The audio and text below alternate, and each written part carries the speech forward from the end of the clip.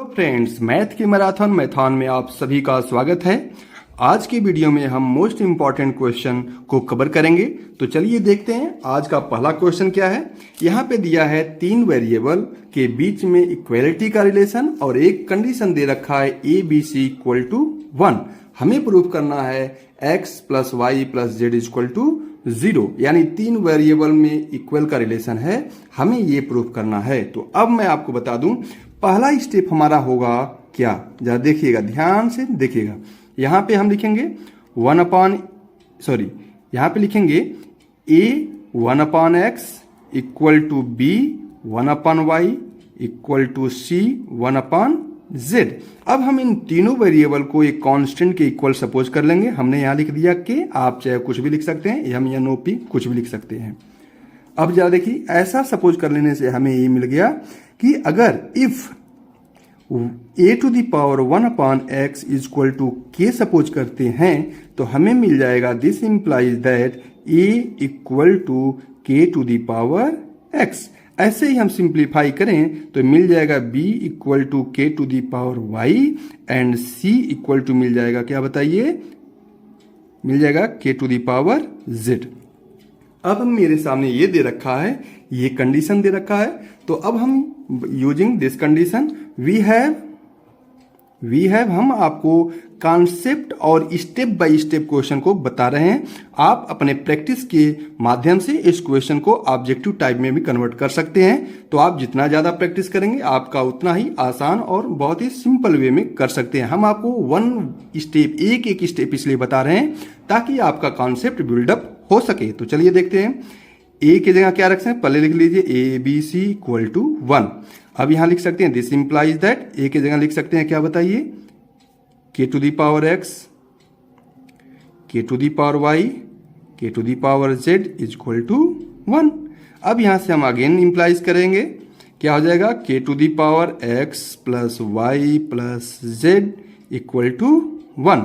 अब अगर हम इसको और सिंप्लीफाई करते हैं तो देखिए क्या मिलता है हमें। यहां पे हम सिंप्लीफाई करेंगे तो ये लिख सकते हैं हम k to the power x plus Y plus z और इक्वल टू, हमें प्रूफ करना है x plus Y plus Z equal to 0, यानी पावर को हमें इक्वेट करना है 0। तो हमें बेस सेम करना पड़ेगा। यहाँ पे k तो 1 को लिख सकते हैं, आप जानते हैं k पे पावर 0। अब हमारा बेस सेम हो गया है तो equating the power of both side मिल जाएगा x plus Y plus Z is equal to 0। I hope आपको ये कॉन्सेप्ट अच्छा लगा होगा। यानी मुझे बस इतना यहाँ पे समझाना था कि अगर 3 वेरिएबल के बीच में रिलेशन टाइप का कोई क्वेश्चन आता है तो सबसे पहला स्टेप यही होता है कि उसे हम तीनों को एक कांस्टेंट के इक्वल कर देते हैं। तो चलिए अब देखते हैं नेक्स्ट क्वेश्चन।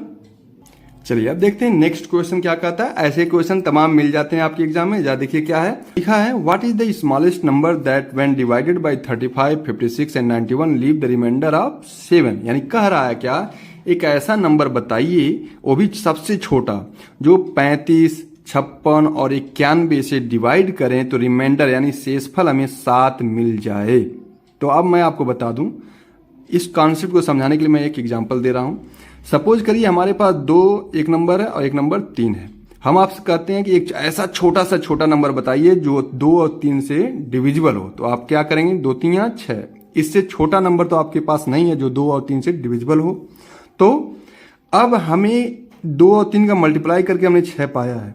तो आप क्या यहां से समझ पा रहे हैं, यानी हमें एलसीएम निकाल लेना है। जो भी नंबर कहे, जिस नंबर से डिविजिबल होने के लिए कहे, उन सभी का आप खिचड़ी बना दीजिए, यानी एलसीएम निकाल लीजिए। तो आप यहाँ पे 35, 56 और 91 का क्या निकालेंगे, एलसीएम। तो 35 का एलसीएम निकालने के लिए इसे प्राइम फैक्टराइजेशन करेंगे तो हो जाएगा 5 × 7। अब हम करेंगे 56 का, तो 56 का हो जाएगा टू दी पावर 3 इंटू 7 और 91 का करेंगे तो ये मिल जाएगा आपका 7 इंटू 13। तो अब इसे हम अगर प्राइम फैक्टराइजेशन हो गया तो अब इसका एलसीएम निकालने के लिए हम जानते हैं क्या करते हैं, बताइए जरा। जो भी नंबर होगा सबके हाईएस्ट पावर वाला नंबर हम डिजिट यहाँ पे एलसीएम के रूप में पुट कर देंगे। तो यहाँ पे देखिए 5 किसी में नहीं है, 5 पे पावर 1 है तो ये 5 पे पावर 1 हो गया। यहाँ पे देख रहे हैं 7 पे पावर 1, यहाँ पे भी 1 है तो यहाँ पे मैक्सिमम 7 पे पावर 1 ही हो गया। इंटू देख रहे हैं 2 पे पावर 3 है तो 2 पे पावर 3 मैक्सिमम ये हो गया। इंटू क्या हो जाएगा आपका 13।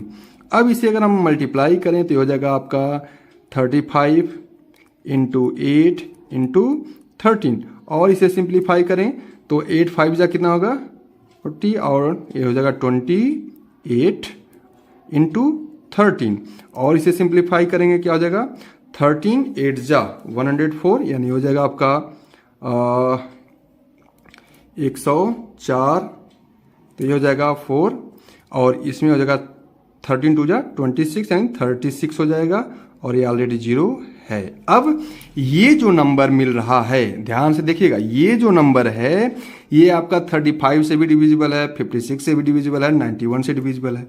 अब अगर इसमें हम +7 कर दें तो अगर हम इसमें आंसर जो हमारा होगा, कुछ नहीं करना है आपको, आंसर ऐसे लिख करके स्टेटमेंट लिख देंगे क्या है 3640 के जगह क्या हो जाएगा, यहाँ पे 0 की जगह हम क्या यहाँ लिखेंगे, ऐड करेंगे +7, तो हमें आंसर मिल जाएगा 3647।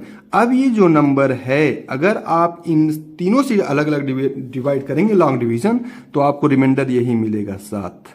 तो आई होप आपको ये कॉन्सेप्ट समझ में आया होगा। कहीं भी इस तरीके का क्वेश्चन मिले कि कहे कि 3 या 4 या 5 नंबर्स जो अलग अलग हों उनसे डिवाइड किया जाए तो सेम रिमाइंडर मिले, तो उस केस में यही करना है आपको, LCM निकाल करके सभी नंबर का जितना रिमाइंडर शेष बच रहा है उसी को ऐड करके आप आंसर बता देंगे।